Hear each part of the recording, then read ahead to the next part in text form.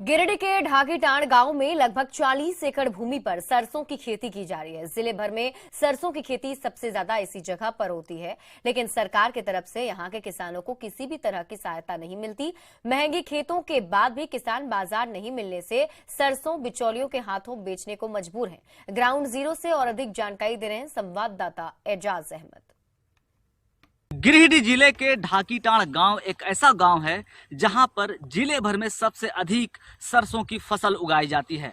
लेकिन आपको बता दें कि यहां पर किसानों को किसी भी प्रकार का सरकारी सहायता नहीं मिल पा रहा है, जिसके वजह से यहां के किसान सरकार से उदास दिखाई दे रहे हैं। आपको बता दें कि ये जो सरसों का फसल है इस गाँव में लगभग 40 से 50 एकड़ की भूमि पर लगाया गया है। वहीं आपको बता दें कि मात्र 3 कुआं है इन फसलों को इरिगेशन करने के लिए, पानी को पटाने के लिए, जिसके वजह से लोगों को, यहाँ के किसानों को अलग से दिक्कतें हो रही है। वहीं आपको बता दें कि लगातार सरकार के द्वारा ये दावा और वादा किया जाता है कि किसानों को बीज पर, यूरिया और खाद पर भी सब्सिडी दिया जाता है, लेकिन यहाँ के किसानों का कहना है कि सरकार की तरफ से अभी तक ना ही यूरिया पर, ना ही खाद पर और ना ही बीज पर किसी भी प्रकार का सब्सिडी दिया गया है।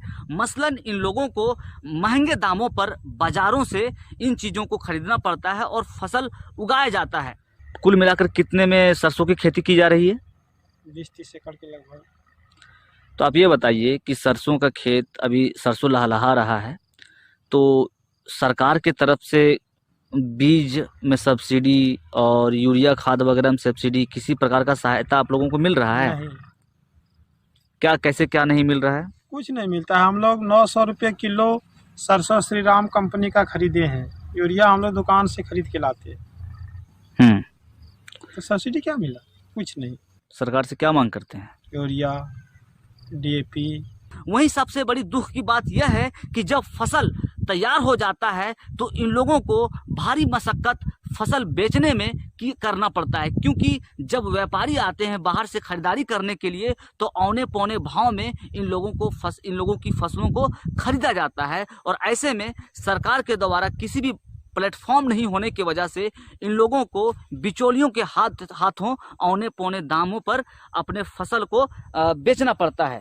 तो आप देख सकते हैं कि किसानों की ये जो फसल है, लगातार किसान काफ़ी मेहनत से इस फसल को उगा रहे हैं और सरकार की तरफ से सहायता नहीं मिलने से ये लोग उदास हैं और सरकार से ये मांग कर रहे हैं कि इन लोगों को यूरिया पर, खाद पर और जितने भी रबी फसल उगाए जाते हैं उन फसलों पर इन लोगों को सब्सिडी दिया जाए ताकि किसानों को राहत मिले। गिरिडीह से न्यूज़ 18 के लिए मैं